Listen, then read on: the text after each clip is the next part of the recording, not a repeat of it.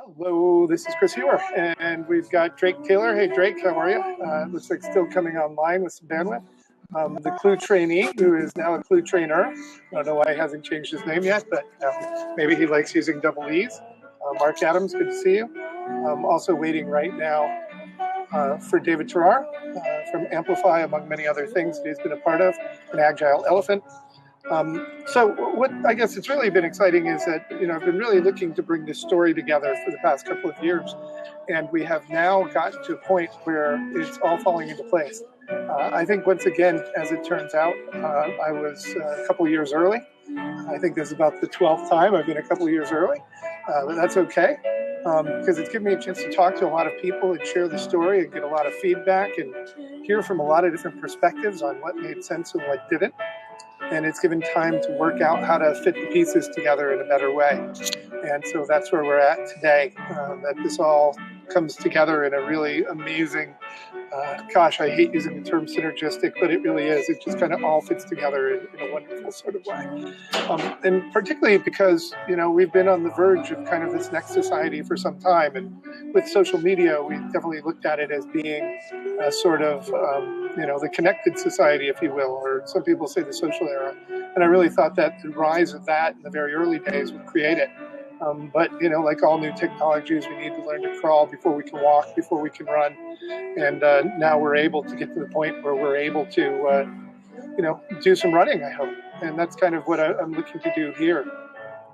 So over the summer, to give a quick recap on the story, I just saw continuing conflict rising in the public sphere. And in particular, hello, good evening, David. Thank you for joining. And as I saw that conflict arise, I realized that the biggest problem, as I've seen over the years, and certainly business issues as well as political and otherwise, was at any time you actually challenge somebody, their immediate response is going to be to defend themselves in some way. So challenging the status quo, even in many ways, causes them to defend themselves. And it's not always entirely true that that is the reason for brutal dictatorships and oppression and regimes and many of these other problems, and certainly some of the issues with police and military around the world. Certainly there's some other darker issues relative to that. But what we know from Gandhi and Mother Teresa and from Martin Luther King Jr. and many others is that by coming in a cooperative way with, open hands and showing that I don't have any weapons in my hands, and actually coming into dialogue is a way to actually make progress together. Sometimes it isn't enough. But I'd like to give that a try right now, given everything that's going on, because I think there's enough reasonable people out there who believe that we need to come together and find a way to get past our differences and find more of our common ground, that we should start by trying to bring those people together. And so what I really realized was this idea of we are the solution. We're also the problem, which is kind of unfortunate. But, together we can be a unified force to actually create more solutions to this. And the name, as I mentioned very early, We Are the Solution, was not very dynamic as a brand. It doesn't really call anything in. So what I'd like to do is just talk about the first issue relative to the name, the calling, and our story. And what I realized the other day after attending this Innovation for Jobs event that David Nordforth threw down at the IBM Innovation Lab in Silicon Valley, with a number of other people who are of similar mind, who are working on the skills challenge, on working on creating economic opportunity, on making sure people are educated enough so they can contribute to society. And what do we do as traditional employment models fall away in favor of the gig economy, freelancing, and a lot more uncertainty for a lot more people? As we saw in the 70s with the move from the manufacturing to the service economy, and again through the 80s and 90s with the move from the service economy to the information age, skills and education were paramount. But more than anything was the idea that we were in it together and that there were people who were able to lift others up. And we're seeing them all over the world with organizations like Salma School and others. So what I'm looking to do here is to build a network of networks to connect different people and to enable them to come together. And so as we look at that, the metaphor of the rising tide that lifts all boats, I think is an appropriate one. And as we look at that, what I'm looking to do is create an energy behind this broader movement and behind the projects and actions that we undertake that allows everyone to be lifted. And I think it's really pertinent to point out that why is, of course, as we know in the honest origin story here, is an element of domain name availability. It's about the rising tide with the why because it's available. But also, as I've looked back, many of the other efforts that we're looking to put underway also have a why in the center of it. It's powered by why. And in fact, the American Heart Association, whose advisory board I sit on, actually their main question is life is why in their new branding. And so this very much fits with that line. And I think more importantly, to inner purpose. And as we look at millennials and even, us who are not millennial demographically, but are millennial in spirit and heart and mind, as the case might be, I think this purpose thing is very important to us all. And as we look at the transformation of work, that's where it's really come into play as well, that people want to do meaningful work and that they don't want to just do a rote job necessarily. That doesn't mean everyone's going to feel that way, but the majority, I think, are starting to feel that. And now we need to give them a reason to believe and help them find that purpose and help them get the tools and knowledge they need to be able to be successful in that pursuit, whatever that might be, whether it's actually teaching young kids how to, row on the Thames, or if it's actually, building a new company, or if it's actually saving the whales, or whatever it might be. And so that's really kind of the central premise behind Rising Tide and the story, I guess, the rising tide to lift all people that's powered by why. I think that works out very nicely. And of course, there's a lot of other ways we can apply that story more broadly. Also, Mark, as you may remember, although I don't know, at the time I was working on an idea called Insights, also with the why. So that's going to be coming back in about a year once we get funding for it. But there's two other pieces that I want to talk about that are more urgent to this, and then I'll shut up and let's have a dialogue a little bit, particularly about how to make it work. The first one is actually this idea of the epicenter. I had some wonderful conversations with the folks in Dublin, and as a result of that, connected the economic development people, connected to a number of very large corporations, including Deloitte and Deutsche Bank and Bank of Ireland and others.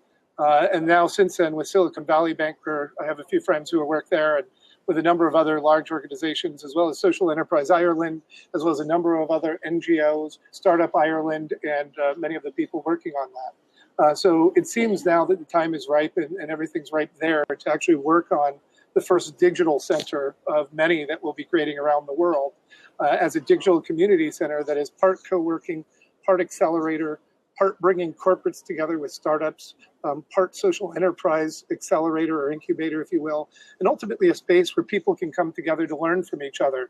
There is a sustainable revenue model in it.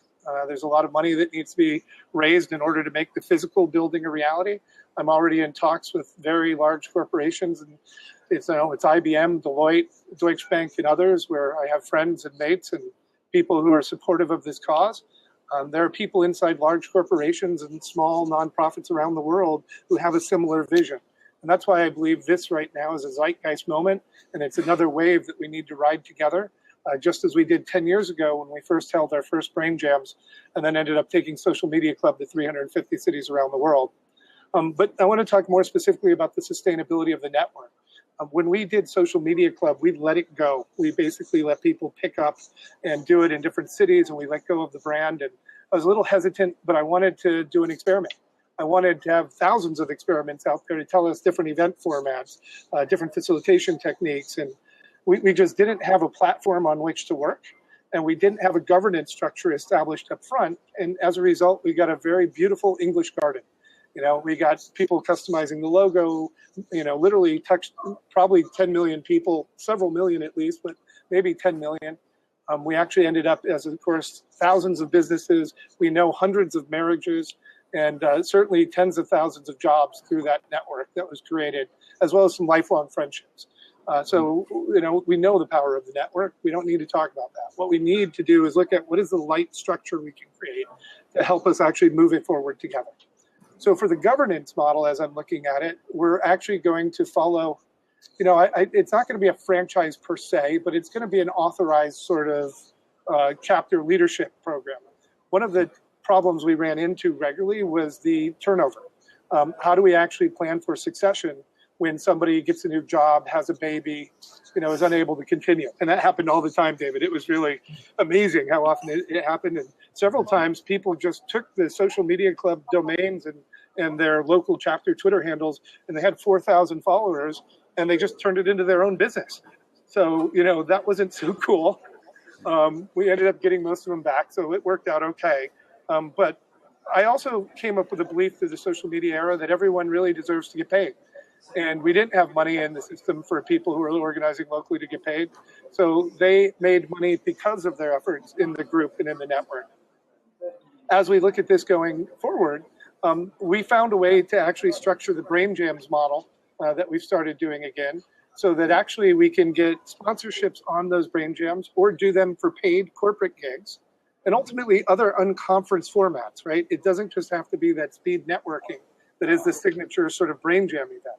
In fact, with Tyler Kellogg, who I've met through a good friend, Nicole, we've actually co-designed this new one. David, I shared with you briefly, but I'll share here, which is really about answering the question, who are you and what do you really want to achieve, before actually entering into asking for help with others to do that. And so we have multiple formats, from an hour-and-a-half sort of networking event to a 3-hour workshop to a full-day unconference that we can facilitate together. And we're going to be doing these on a global scale, talking to global brands about sponsoring, and then ultimately through a training program in which we create certified, RysingTyde community leaders. We'll be able to source out opportunities to them to pick up, to actually do this work and make money off of it and continue to hone their skills, while at the same time still enabling them to hopefully work with other local nonprofits and organizations sometimes to do that work if they so inclined to help do this for the nonprofits. So that's the big vision, some of the lessons learned that led to some of this, and then really kind of the start of the structure that I'm looking at for how we can do this together, make some money, make it sustainable, and ultimately grow it together and expand it.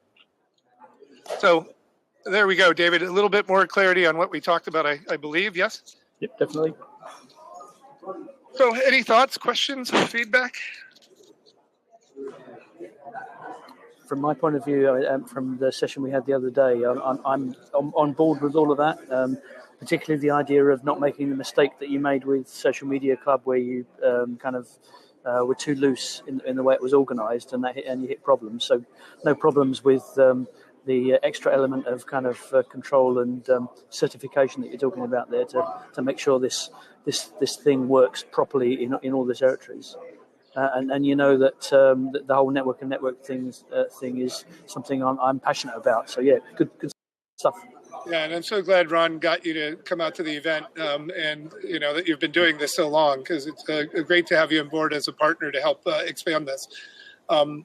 And so, I guess the real question comes down to, and I heard your feedback on the story, and certainly going to change that on RysingTyde to drop that bit about the ARC and all, so that's not a problem. I think, go ahead. I was going to say that the ARC's a good metaphor. It's the souls thing that kind of just changes it. I'm more of a kind of a practical kind of a person, so actually making sure that we have clarity in what this is all about and what we're trying to achieve is really important. Yeah, we're not a religious movement or a cult, no. So yes, very important. Understood. Yes.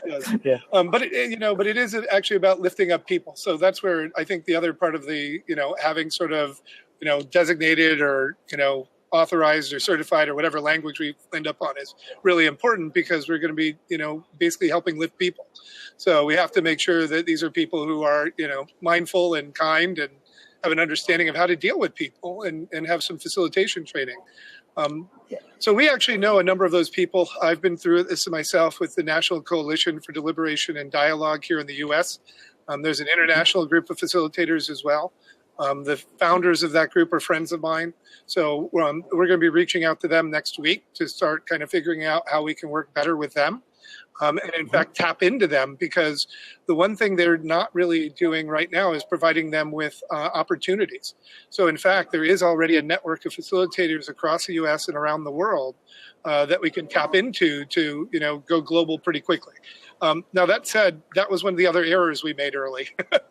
We all of a sudden, within a year, we had 80 cities around the world, including around Australia and in India and elsewhere. And it was, we didn't have the money to manage it. So I'm also going to manage and throttle that growth pretty tightly in the beginning until we actually have a repeatable model and we've proven it out a few times and tried it in a few cities. I don't have a complete city list yet. I think that's to be determined. But you can guess that it includes London, Dublin, San Francisco, and DC, at least to start. And we'll see about Spain and other things. I think for practical purposes, it might make sense to go with English only in the beginning because that's where my comfort lies. And then we'll see how we can expand into multilingual after that. Mark, I don't know if you're familiar with this, but I just spoke to Giovanni 2 nights ago. He's been doing that work on the diaspora around Puerto Rico, and now he's expanded the diaspora for all Latin countries and Latin ethnicities. So he's doing work in Bogota, Chile, Portugal, etc. So I've already started talking to him about how do we work with him and the government ministries that he's working with to make them a part of the network as well. So this really is stacking up rather quickly, and that's why I mentioned, this exponential growth over the past couple of weeks. These are networks that we've been building for many years in relationships, but it's like this sudden realization and opportunity now to come together in this way. And I really think that the idea of using Slack to connect the entire global network as well as the local ones, and then ultimately, hopefully, our community collaboration software behind it will be the key thing to making sure we get more things done together. Because that was the other bit that I had all the time. Not only was it hard for me to ask people for help, oftentimes when I did, they kind of let me down. And as a result of that, we ended up with a lot of stress as the community leaders, and ultimately, created illness and other sorts of challenges as well. So we really have to have some sort of accountability in the network as well in order to make it work, I think. And I think we figured out how to do that. Now, that said, I say I think because I don't know. We have to try it, which means we have to iterate constantly. I mentioned this in our meeting, David, but I want to say this for the record to get it out and record it. We had this conversation with Kurt Carlson, from the former CEO of SRI, and he's written a number of books about innovation, and he's on the Obama Innovation Council now and other things. And the one thing that he really imparted on me, besides the fact that you need a mentor, was really this idea of constant iteration. And that the way SRI approaches innovation in the labs, and as they have for decades, is this idea of not holding on to any one idea too long. And I think that's what I wanted to try to also demonstrate in the naming, that, yeah, we had a name, but it's not the right name, so let's let go of it. There are no sacred cows, so to speak, in our talk here in the States. That we have to be willing to let go of our ideas to create the next better one. And that ultimately this is the path to the greatest innovation, is the constant refinement and retuning. But at the same time, we still have to be mindful of people and how do they actually go through transformations and what is the impact of it. So we will, test things as we go, and we will roll things out slowly over time. But I think with this network, the main key is let's get a Google Doc going, and let's start building a framework and kind of an operating and governance model in a collaborative way with the members of the network, and work out loud as we are now in this sort of conversation and meeting. And I think that's the other principle that I really want to hold here, is not only the constant iteration principle, but the working out loud component, so that we are able to have these conversations in the open, with an understanding that sometimes we may use the wrong phrase or wrong word, and like a use of soul. So we iterate and we edit and we fix it. And I think that sort of tolerance and forgiveness is a big part of what's missing in work, both in community as well as inside organizations. So we're trying to bring those lessons to bear here as well. Big believer in continuous reinvention. I use there's a good Hugh McLeod cartoon that I use in my slides all the time. Cool. Awesome. Are there any other principles you believe that need to be kind of talked about here in the beginning as we start looking at kind of and again, these aren't anything we're necessarily going to be beholden to. This is for conversation, like things to consider.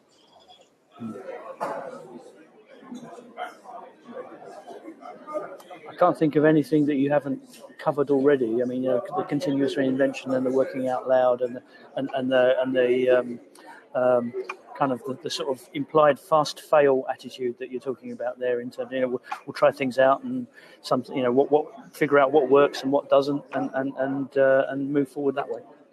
I think I want to add one more that I'm just thinking about, and I said this earlier, but I'm going to say it in a different way, because going through the social era, we hit upon this phrase: everyone deserves to get paid. One of the things that I found and that we're building into the broader software that I'm putting behind this whole thing is that sometimes people get different values for what they do. So I wonder if instead of being paid, which has its own connotation, is that everyone should be able to get value when they give value. Is that a better way of stating that? That everyone should be able to get value when they give value.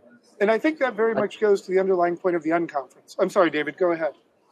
No, I was going to say that's right. I think there's a slightly better. I mean, I know there's a better way of expressing what you're saying, but I get exactly what you mean. Yeah, and studying this in labor markets, and that's what I've been studying now for the last couple of years, and that's also another big part of this. That's how we get in the skills stuff and bringing in some other software later.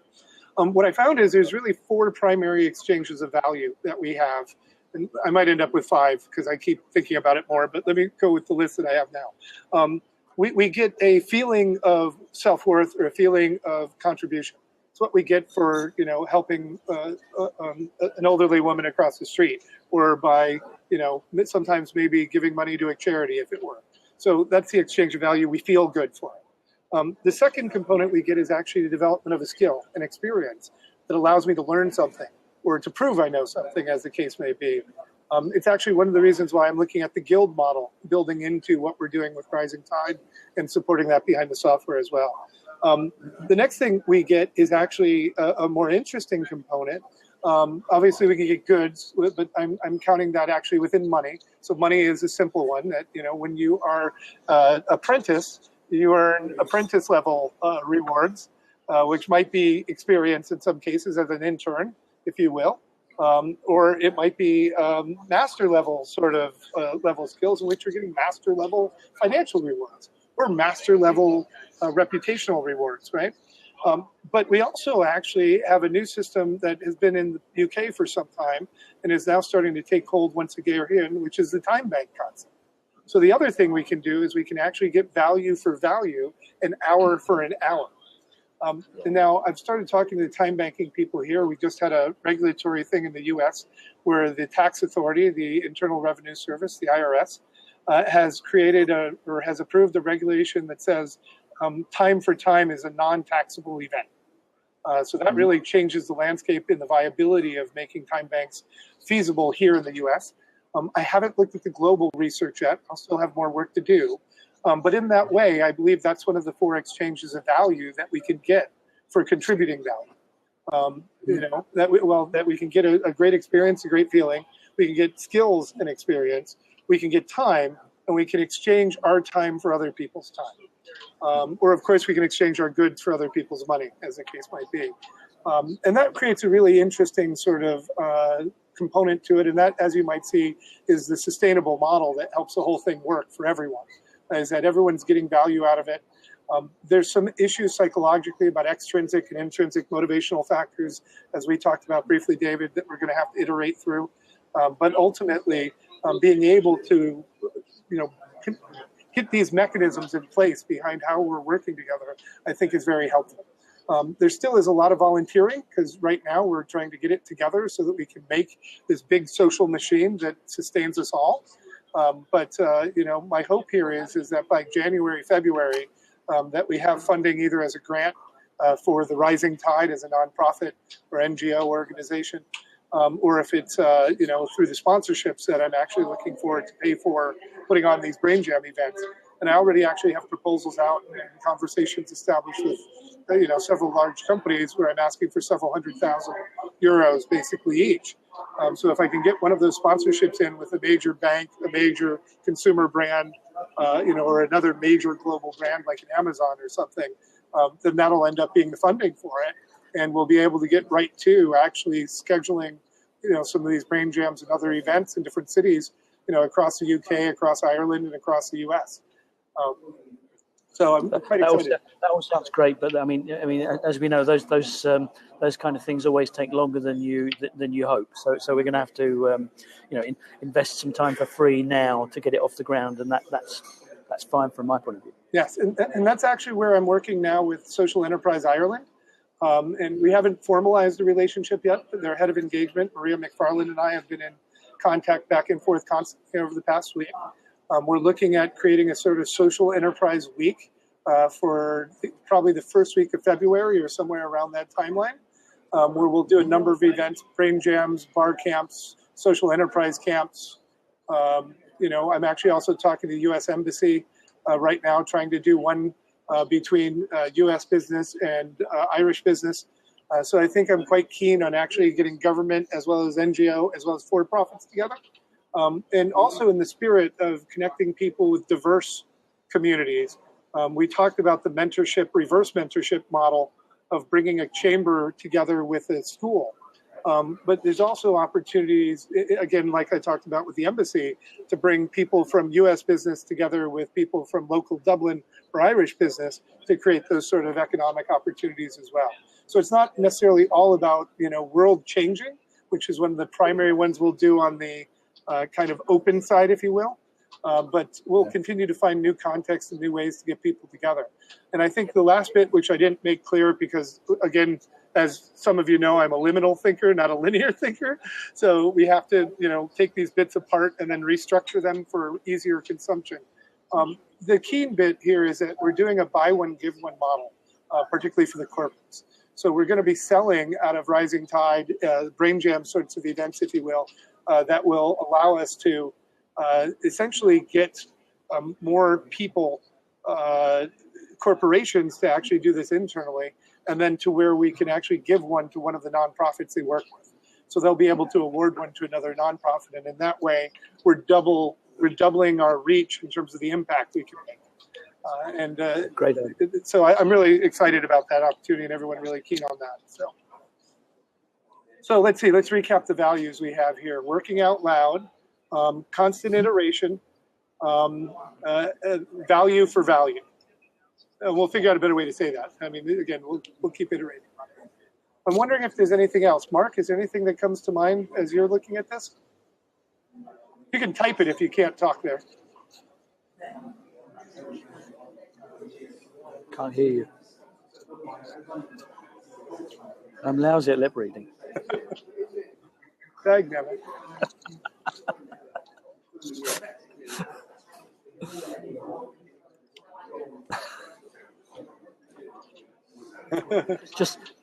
just as a complete aside, because obviously Mark's clue trainee. I was speaking to the I2 conference in Zurich yesterday. 90 people in the room. It's internet and intranet conference, and I asked if anyone had heard of Clue Train Manifesto, and only 3 hands went up, which slightly depressed me. But never mind. Yeah. Well, the energy, they're writing in its wake without knowing it. So. Oh, no, exactly. I mean, it's crazy, but you all know it. You just don't know you know it. Exactly. Yeah. So we'll keep expanding on these values. I think this is going to be actually, maybe that's the call, is that, out of here, that actually, I don't know, David, if you could take the time, I'll set you up with an account on the blog, so that you can get in there and actually add it to yourself. I'll grab your email address out of the other thing and add you in. If you could actually write up a call to, what values do we want to embrace, and kind of identify these 3 that we have here. And I'll just write them out again. Happy to do that. Constant iteration. And we'll just see where it goes from there. I mean, obviously, we don't want to get like 30, because that gets to be too many. But I really want to make this a co-creation in that way, and now we have the tools to do that. To that end, I'm gonna come in with one, David, and I'm going to ask you specifically, because this is somewhat part of my spiritual side, I guess. I'm not very religious. My problem with religion is dogma, quite honestly. I believe that we need to be more flexible and tolerant, and my story versus your story, and the semantic arguments and pedantic ones too, are sometimes important and sometimes really not. When it's really about the intention behind it, that I think is really the important bits. But for me, what was really moving, yes? Hang on a sec, sorry. Look, it's like a real meeting. Is it urgent, or can I call you back? I was thinking about this as sort of that, conference calls in real life video. Did you see that funny bit? Yeah. I'm like, I know it's going to become Sorry. the conference calls in real life video. So you just did that. Thank you. It's totally fine. That's part of the world we live in. We have to take care of those things. No worries. It was my wife. It was my wife. So I was worried it might be something urgent. Sorry, guys. No need to be sorry. We understand. That's the other thing we can do. We're human and we have things we have to deal with in life. But the bit that I was going to go to, David, is actually that for me, one of the most important books in my life has been Don Miguel Ruiz's Four Agreements. And I'm just going to share them with you relative to these principles or values that I found helpful. And while they are out of the Toltec tradition, and the Toltecs were the knowledge priests to the Aztec warriors during that era, it seems to be more universal to me. And, it might not be to others, so that's why I want to ask. It is be impeccable with your word. It's a level of integrity and honesty that goes beyond, telling the truth. It's about bringing that positive intention behind our speech and our writings and other things. It's a pretty high standard. So I'd like to aspire to that. But that's why I also say I'm a perfect example of an imperfect human, because not even I do that all the time. There are sometimes a need to omit, just out of kindness, actually, in many ways, certain bits. I don't necessarily think that that's counter to that sort of belief. But to tell somebody a flat out, kind of made up story to do it is, I don't think, appropriate. Anyways, it gets gray. Of course, all this stuff does. Anytime we're talking about values, there's a gray area for some people, and we have to accept that as well. And certainly other cultures will have different perspectives as well, as we talked about, David. And we're going to have to account for that as we go to Asia and as we go around the world. And they might not be all universal. And we'll have to deal with that. And that's also the iteration point and the agile component that should deal with it. Anyways, be impeccable with your word. Don't make assumptions. Ask questions. That's not spiritual at all, I think. I think that's really important. As Mark and I have experienced personally together over the years, it's very important to ask questions and not assume somebody's thinking something or meaning one thing and actually feeling another. And then we move into the idea of actually don't take things personally. And this one's still the hardest one for me because I care so much that when something goes awry or somebody says something that's, a mistaken word even, or they said the wrong thing or said left when they meant right. And my wife is training me for this, actually, to learn patience for this as she's sitting next to me smiling at the airport here. That, we can't take it personally. It's not us, it's somebody else's thing. And we just have to be there and interact with them and move forward to the best positive outcome, which is the last agreement of the four, which is always do your best. So I don't feel these are spiritual, but I really like the work. And I'm also really important for me to attribute to people. So I couldn't say that we could just embrace them and rewrite them. I would think that it would be about, embracing the four agreements and referencing his work if we were to include it. And this doesn't have to be like leading our charter in some way. But I really think that those values have helped me and the many people that I've introduced them to, including people like Robert Scoble and others. And so I'd like to consider how to actually include something like that, give it proper attribution, and feel how to include this, because I think they are in alignment with the sort of world that we really need to build together. That's all good values, and good to have it. Have them explained in that kind of transparent manner as part of it. So I like that. Yeah, good. Okay. You're certainly thinking big, Chris. Okay, cool. So we'll just reference it as the four agreements, and then we can create a link to it relative to it, and actually put the question in on how do we actually deal with this? How do we, how do we attribute it? I'm not right now. We're going to pretty much drive on some leadership momentum relative to democratic aspects of this, and take the benevolent dictator sort of approach, if you will. But we'll ultimately, we're going to need to figure out some better governance policies and processes, and how do we actually work together as a collective where we're not going to always get consensus. I believe, and Mark, you're a better student of the American history and political sphere probably than I am. I still remember your room like it was yesterday, and just how bitter you are over losing that war. I can't believe it. Just because we, dumped some tea, man. You guys like your tea. That's crazy.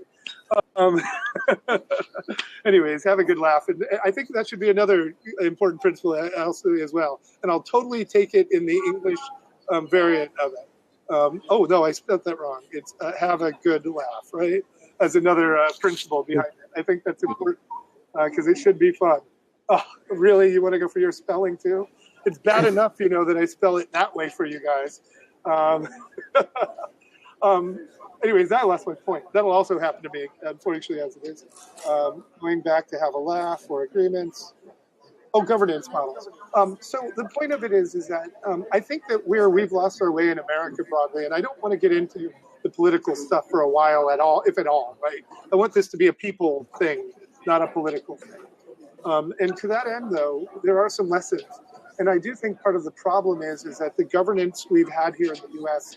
has really become controlled by the extremes on both sides. And all the reasonable people in the middle are kind of left as people shout over them. And so part of my hope here is to rise up the silent majority and get back to a more, reasonableness behind it. And I believe that the mechanisms that were created for representative democracy, or actually, as David Weinberger calls it, reputational democracy, and that may even be, given the broader systems that we're building, something that we're able to have, what David Weinberger from Cluetrain calls a reputational democracy, where the people with the best knowledge, skills, and experiences in a given area are the ones who make the decisions. For instance, I don't know anything about waterworks, sewage, and water treatment plants. I really shouldn't make a decision about that and make a vote on it, because I don't know what it is. So if we knew who actually, could make those decisions, and we could trust them to have transparent interests, then I'd be all keen on letting them do that. Anyways, that's a broader issue. I don't mean to get into that, but I want to take that lesson and apply it back to how we grow and govern ourselves. Good. Relative to how we move forward when we don't have consensus. And that's ultimately, I think, the thing. And maybe that's just the question to explore, is how do we govern and move forward without politics and gridlock when we don't have consensus? And I guess in many ways, talking about these sorts of issues in some ways is like a new constitutional convention, if you will.